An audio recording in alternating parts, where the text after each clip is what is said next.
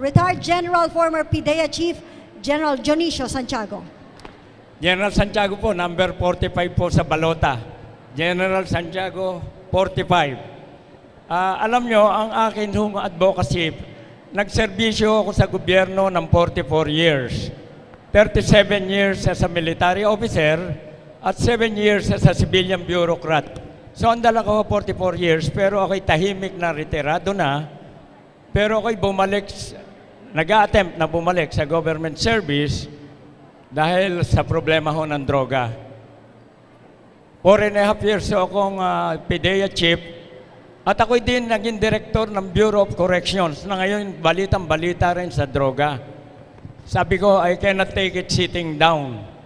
Marami pa akong panahong natitira at ang gusto ko, makatulong sa pagsugpo ng droga.